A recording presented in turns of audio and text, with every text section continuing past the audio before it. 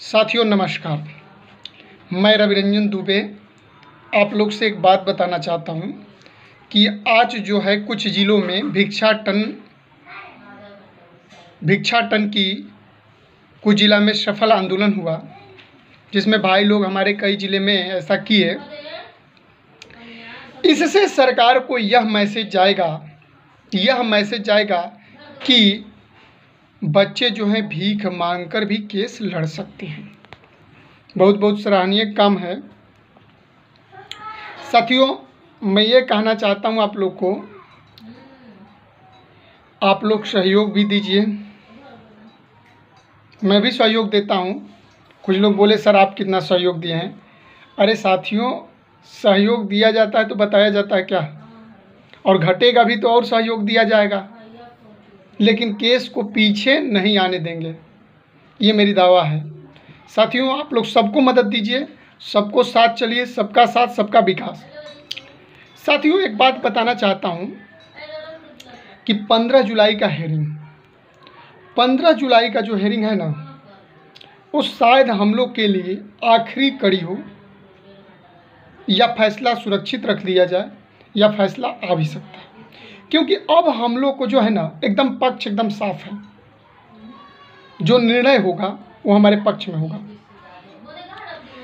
साथियों, एक बात मैं बताना चाहता, अगली वीडियो में मैं बताया था कि 13 तारीख को महाआंदोलन का पटना में रखा गया है, लेकिन बहुत दुख के साथ कहना पड़ रहा है साथियों, कोरोना जैसा महासंकट में, महामारी में पटना के डीएम रवि कुमार जी ने उन्होंने लॉकडाउन का आदेश दे दिया। दुखी तो मेरे मन में भी हुआ, लेकिन क्या करें, कोरोना जैसा संकट से भी बचना है। साथियों, मैं उस आंदोलन में ज़रूर आता, और जो भी आंदोलन होगा मैं छुट्टी लेकर आऊँगा, लेकिन आऊँगा। साथियों, एक बात मैं बताना चाहता हूँ, आप लोग से रिक्वेस्ट करता हूँ, विनती करता हूँ। साथियों, हौसला है बुलंदियों पर छुएगा ज़रूर, मंजिलें मिलेगा ज़रूर। मंजिलें उन्हें को मिलता है जिनके सपनों में जान होती है। पंख फड़फड़ाने से कुछ नहीं होता है, हौसलों से उड़ान होती है। साथियों, मैं बताना चाहूँगा, आप लोग को बताना चाहूँगा कि अब हम लोग सफलता के एकदम करीब हैं। साथियों, कुछ बातें आप लोग जो गलतफहमी के शिकार हैं उनको मैं बताना चाहता हूँ। साथियों, लोग को बताना चाहता हूँ जो गलतफहमी के शिकार हैं। गलतफहमी का शिकार मतलब कि परीक्षा होगा। अरे साथियों, जो परीक्षा अगस्त में होने वाला था वो बिहार सरकार टाल दी, डीएलएड की परीक्षा टाल दी। हमारे यूपी में जो इसका परीक्षा बीडीओ का होने वाला था उसको टाल दिया गया। और साथियों, एक बात और बताना चाहता हूँ, ये भारतीय जनता पार्टी की सरकार जो है ना, उसकी कहानी मैं बता रहा हूँ। ये जो भारतीय जनता पार्टी है ना, ये जो है कर्मचारी विरोधी पार्टी है। ये कर्मचारी, छात्र, बेरोजगार के विरोधी पार्टी है। आज रेलवे को निजीकरण करने का इसका क्या हिम्मत है। साथियों, आप लोग भी जानते हैं और हम भी जानते हैं, पहला ट्रेन जब बंबई से ठाणे की चली थी, उस समय अंग्रेजों का शासन हुआ करता था। साथियों, कांग्रेस की भी सरकार हुआ कभी, लेकिन निगमीकरण और निजीकरण के विरोध में हमारा सरकार रही। भारतीय जनता पार्टी ने प्राइवेट ट्रेन चलाकर हमारे बेरोजगार, हमारे साथियों को दुख में पहुंचाने का काम किया, क्योंकि यूनियन टूट जाएगी।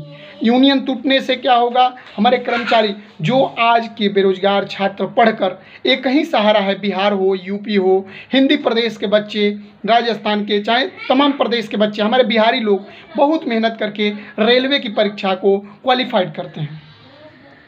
साथियों, जब निजीकरण और निगमीकरण हो जाएगा तो हमारे देश में ये रेल जो है, रेल सबसे बड़ी सर्विस भारतीय सेवा में देने का काम करती है।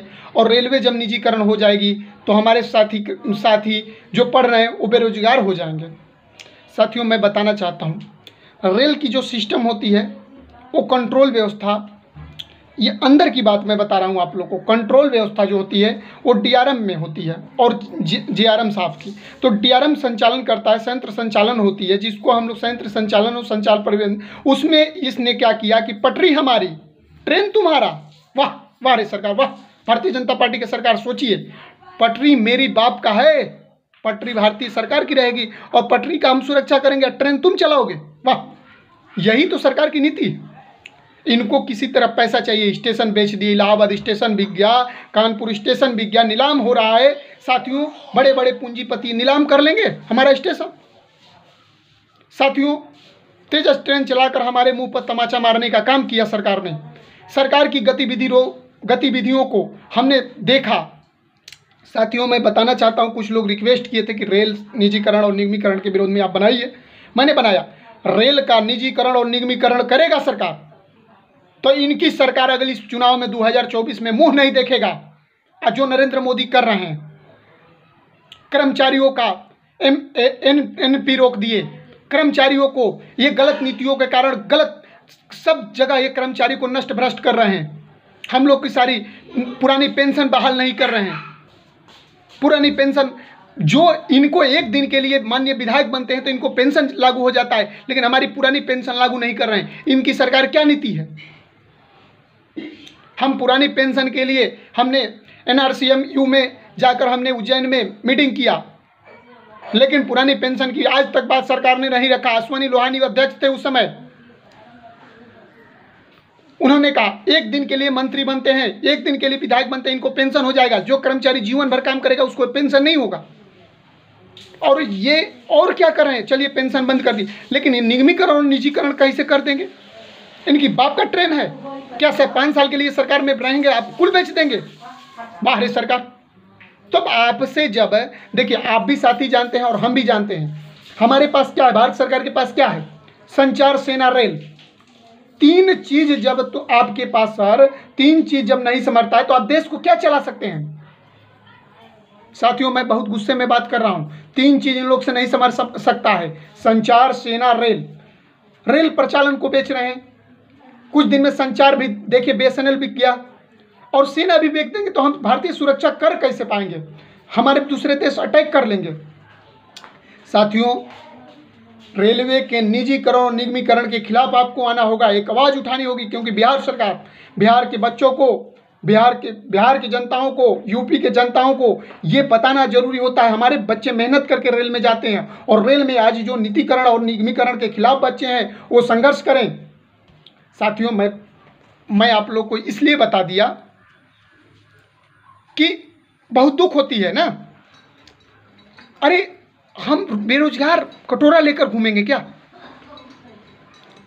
और जो कर्मचारी हमारे साथी, जो कर्मचारी साथी हैं, उनको लिए भी मैं बता रहा हूं कि पुरानी पेंशन अगर पुरानी पेंशन बहाल नहीं होगी तो क्या हम जब रिटायर 60 साल के बाद जाएंगे तो क्या मिलेगा हमको? 60 साल रिटायर जाने के बाद हमको क्या मिलेगा? वही कटोरा, वही हाथ होगी। NNP बहाल करें और पुरानी पेंशन हमको लागू करें। सरकार से मैं दरखास्त करता हूं। और साथियों, आप लोग मदद कीजिए, चाहे वो कोई भी बंद हो। मैं पेंशन के लिए बात कर रहा हूं कि कोई भी कर्मचारी को पेंशन क्यों नहीं? तब मंत्री भी बंद कर लें पेंशन। मंत्री विधायक की पेंशन बंद होनी चाहिए, पुरानी पेंशन क्यों?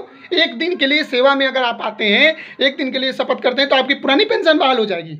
और हम 60 साल सेवा करेंगे, हमको कोई पेंशन नहीं मिलेगा। भारत सरकार की गलत नीतियों को हमको बताना होगा। साथियों, ये मंत्रिमंडल में बैठे हुए लोग समझेंगे कि कैसे। साथियों, मैं एक बात और बताना चाहता हूं, जो सरकार की मंशा है, गलत नीति है, अगर हमारे साथ जो गलत हुआ है, छलावा हुआ है स्टेट विद्यार्थियों के साथ, उसमें क्या है उसकी मैं बता रहा हूं। देखिए, कोरोना की इतनी बड़ी संकट है, बिहार में पहले बात की राष्ट्रपति शासन लागू होना चाहिए, और राष्ट्रपति शासन लागू होना चाहिए, तब इसका घमंड टूटेगा और सही से तब जाके सही से चुनाव होगा और कोई चुनाव पर प्रेशर नहीं होगी। साथियों, मैं एक बात बताना चाहता हूं, मुख्य चुनाव आयुक्त से मैं दरखास्त करूंगा कि यहाँ राष्ट्रपति शासन लागू हो, क्योंकि कोरोना जैसा महामारी है। जब देश में लॉकडाउन है, राज्य में लॉकडाउन है, तो यहाँ के लोग मतदाता बंधु कैसे वोट देंगे? और इन लोग को 6 महीना राष्ट्रपति शासन होना चाहिए और 6 महीना बाद रिजल्ट होना चाहिए। और जब मिठाई बांटने के समय चुनाव जीत के जाए तो बोल दिया जाए कि विधानसभा रद्द हो गया, फिर राष्ट्रपति शासन लागू। तब इनको पता चलेगा कि विद्यार्थी क्या चाहते हैं। साथियों, मैं बताना चाहूँगा, आप एक एक आवाज़ ही हमारा बुलंदी है और एक आवाज़ ही बुलंदी का काम करेगा। आज भिक्षाटन हुआ। और साथियों, हम लोग जल्द, अगर लॉकडाउन तुरंत खुलेगा, जब भी खुलेगा, हम लोग 2 दिन के अंदर मीटिंग रखकर पटना में ऐसी रैली करेंगे, ऐसी आंदोलन करेंगे कि जो बिहार सरकार देख लेगी। अगर नहीं लॉकडाउन खत्म होता है तो हम बिहार सरकार के विरोध करेंगे। हम हर मतदाता बूथ पर विरोध करेंगे, क्योंकि हर गांव, हर क्षेत्र में हम हैं।